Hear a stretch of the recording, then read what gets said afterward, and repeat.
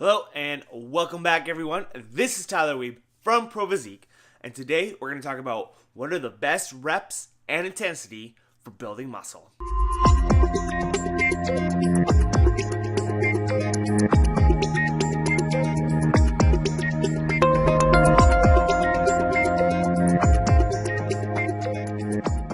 Alright, so usually a very typical question that is asked a lot when someone first starts training is, how many reps do I need to do for X? So typically what that is either strength or muscular hypertrophy, all right? Wanting to get big. So how many reps is optimal for hypertrophy, all right?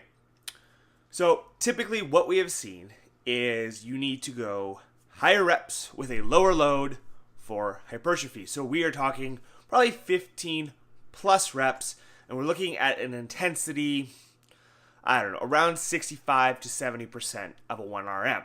Now, we do kind of need to hit a minimum threshold of intensity to induce hypertrophy, all right? And that is typically looking around 65% of a 1RM. But we're not going to be testing our 1RM, let's say, on, dumbbell alternate, bicep curls. No one's going to go and, test their 1RM for that. And so where does that throw us? Well, there was a recent meta-analysis done on reps and the difference between, lower reps, higher intensity, and higher reps with a lower intensity. And what was found through this meta-analysis was that it doesn't really seem to matter.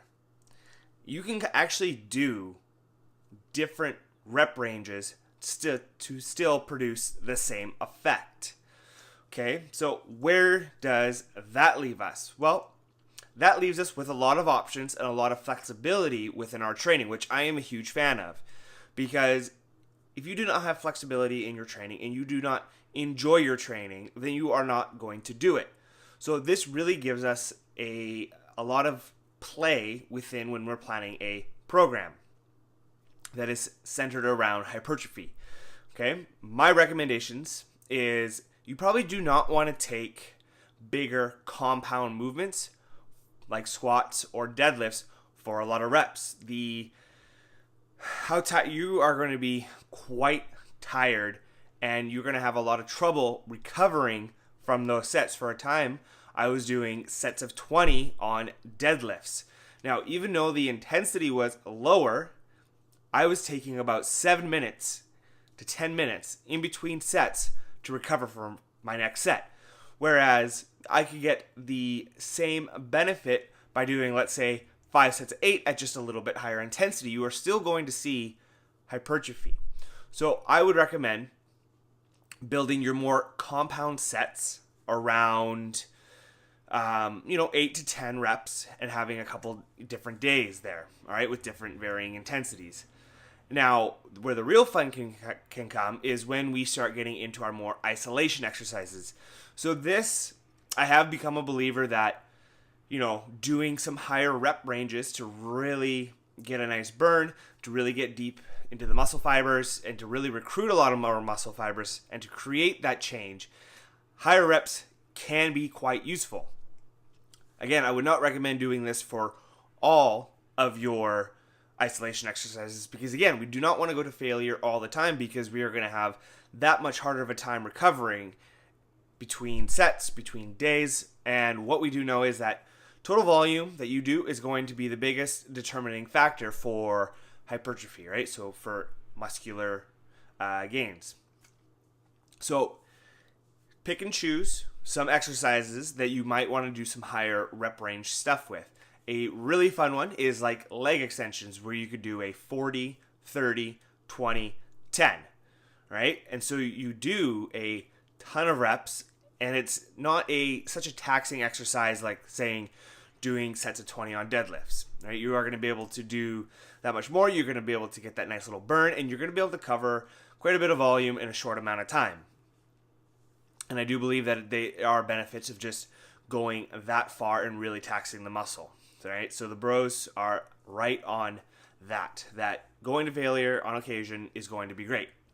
But do not get too caught up in, oh, well, I'm doing this percentage of my 1RM at this many reps for certain, like for your isolation exercises like lat pull downs, leg extensions, leg curls. You do want to be able to push yourself every single set, right? We should always be within 2 to 3 reps of failure.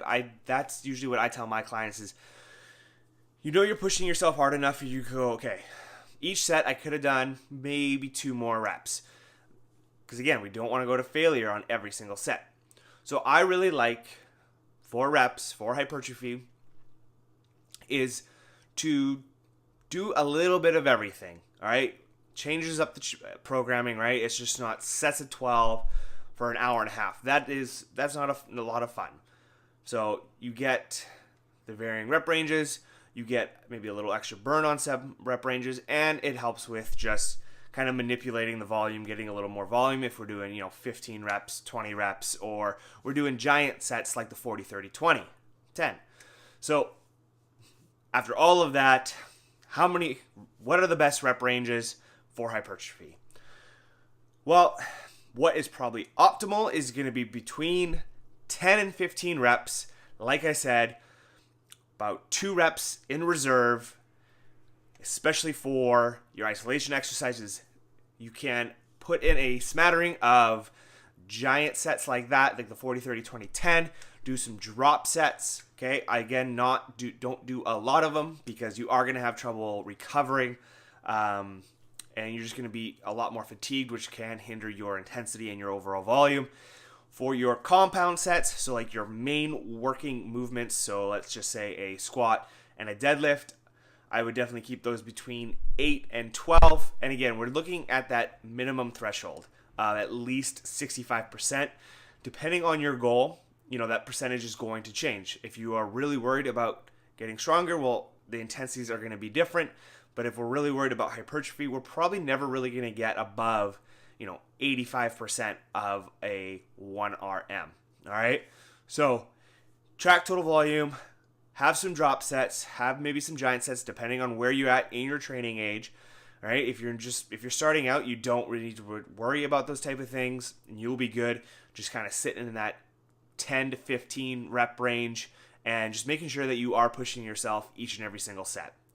So I really like to track my workouts, and I know that, okay, this week, this was pretty easy. So next week I can increase the weight by a little bit. And I'm always kind of trying to stay within that 2 reps in reserve range for each and every set. So that's going to be everything today, guys. Thanks for watching. Please hit the subscribe button, leave comments, ask questions, and we'll talk again soon.